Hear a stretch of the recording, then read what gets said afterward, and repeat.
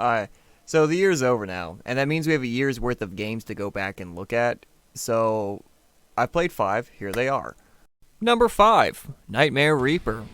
It's the most blatantly 90s 2000s retro game on the list, and you'll probably only like it if you're into the Doom subgenre of games. It's a fun throwback. The game is about an unknown woman with an unknown problem staying in an unknown psych ward. In the game, you kind of go between being awake and being asleep. When you're awake, all you really do is read notes and open doors. You can pick up a key card and stuff like that. The actual game begins when you go to sleep and get sent to a procedurally generated nightmare world from the 90s. This self-contained nightmare world will be full of enemies that you need to reap, and along the way you will find a wide range of weapons to help. You will only get to keep one weapon at the end of the level, basically making this a 90s Doom roguelike. Number 4, Gundam Evolution. I only know about this game because Jeff2 is a big fan of Gundams and Gundam-related properties. It was a very pleasant surprise, especially for how small of an Overwatch clone it was. Gundam Evolution is a free-to-play, class-based first-person shooter where you select your Gundam and fight a team of other Gundams using primary weapons and some abilities that go on cooldown after use. It's not nearly as pay-to-win as I thought it'd be. You can unlock mobile suits with currency you earned in-game at a reasonable speed. Of course, all the overpowered suits are behind a paywall, but you can get by without one. We mostly just played on like the casual rank, and even that was still populated by real gamers who were playing the game for real from the looks of it. Like, this was not a game that attracted your casual gamers just in general. It's a niche first-person shooter that was free to play, so I'm not surprised that the only people who played it were fans of first-person shooters. Yeah, despite this, it was still a pretty fun Overwatch clone that definitely dropped a few weeks before Overwatch 2 specifically to take advantage of that hype. If you're into Gundams, or if you're into Overwatch clones, or if you're just into a pretty good class-based first-person shooter, this might be for you.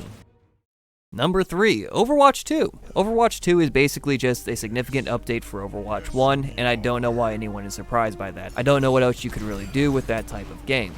The game feels more deathmatchy, and I think that's a good thing. Games like this are funnest when people are fighting, and trying to work the game so that people are fighting as much as possible and really brawling it out is, I think, a good direction for Overwatch. I think the tank reworks were generally fun. I think some of them do need to be reworked more, but conceptually, bringing it down to one tank that's just a big beefy boy who's there to fight it out with some people was a good idea. Overwatch 2 is known for having an aggressive monetization strategy, and I can see it.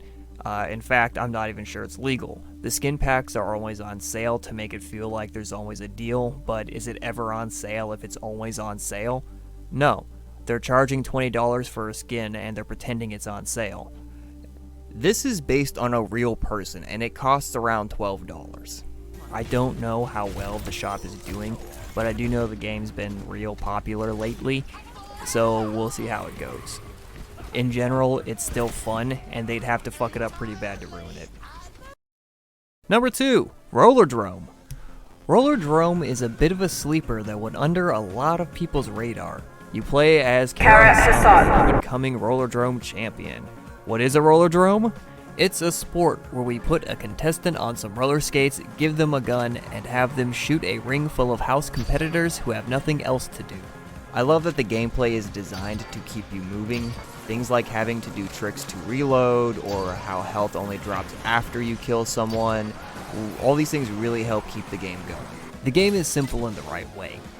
They have an interesting idea for a combat system and have built a simple game around that, with simple boss fights, simple enemies, fun music. It's a good length for the price too. You can tell from looking at it whether or not this is a game you'll want to play, and I personally think it's a lot of fun. Number 1, Postal Brain Damaged. I placed this number 1 because it's probably the funnest game I've played from this year. The humor of this franchise has always dated it a little, after defeating the dreaded coronavirus, but it also allows them to be creative. Fart dashing's a useful space mechanic. Pissing literal fire is fun. There's no sprint button in this game, you just slide and jump. Also the hook shotgun. The weapons are creative. The level design is intricate and great for speedrunning. There's always a lot to do. You're always having to go somewhere. Look at how many things I have to do to get through this level real quick. I hardly know it.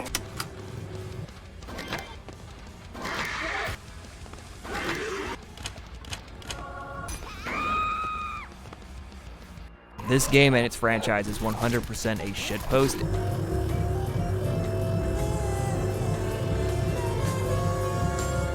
And I think that lets them be fun.